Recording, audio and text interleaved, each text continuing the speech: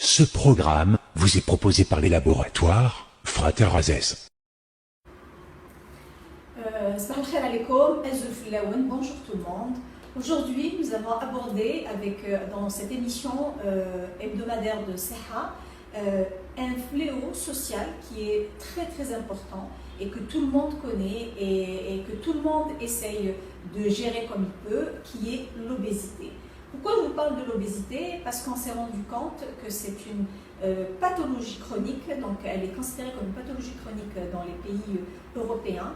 Et on s'est rendu compte avec le Covid que beaucoup de patients qui sont malheureusement décédés ou ont eu des complications étaient obèses.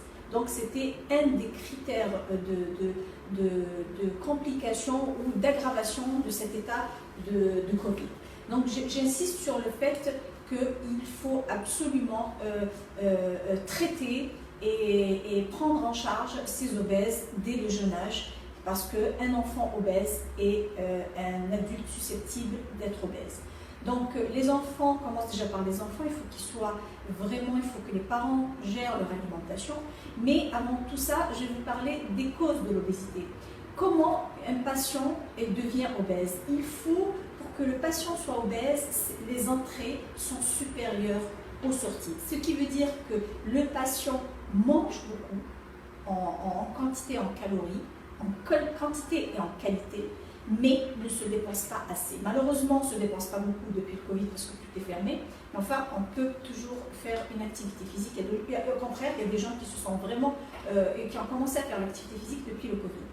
Donc ces entrées qui sont supérieures aux sorties, donc moins d'activité physique, mais il y a également beaucoup d'autres critères. Il y a des critères génétiques, donc les parents, un enfant de parents obèses a plus de 50% de risque, pas de chance, mais de risque d'être obèse. On a aussi ce qui est très important chez les enfants maintenant et qui est aussi un fléau, c'est le sommeil. Les enfants ne dorment pas assez à cause des portables, de la télé, des écrans. Donc actuellement, on s'est rendu compte que le manque de sommeil était autant coupable de cette obésité, donc c'est un déséquilibre alimentaire. Donc le sommeil est très important.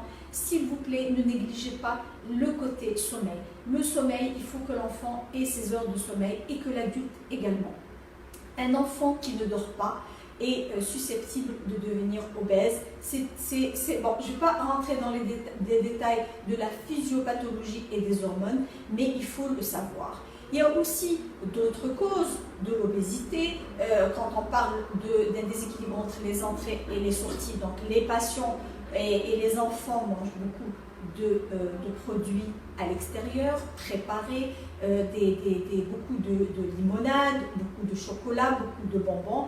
Donc cet excès de sucre va être transformé en triglycérides et le patient devient obèse et ses cellules se remplissent de triglycérides et c'est ce qu'on appelle l'obésité.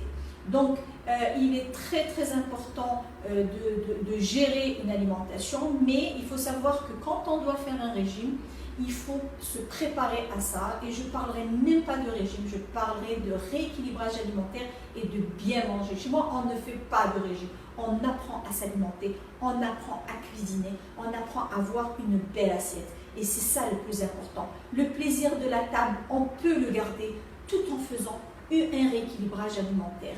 Il y a une autre cause aussi, c'est le manque d'hydratation. Les patients ne boivent pas beaucoup d'eau.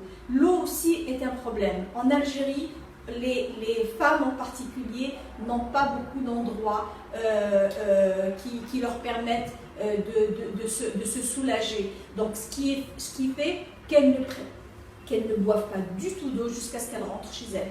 Mais il faut savoir que l'hydratation, un corps déshydraté ne maigrit pas aussi vite qu'un corps réhydraté. Donc voilà, donc il est très important, je vous donne juste les grandes lignes de cette obésité. Sachez que c'est une maladie qui provoque des complications, diabète, hypertension, syndrome métabolique, insuffisance veineuse, des mycoses des plis. Franchement, l'obésité est le point de départ de toutes les pathologies, de toutes spécialités confondues, en rhumato, en traumato, en neuro, en dermato, en cardio, en pneumo, en gynéco. Une des causes d'infertilité chez l'homme et chez la femme, c'est l'obésité. Sachez qu'en perdant 5% de son poids, une femme peut être plus fertile qu'une femme qui est en surpoids.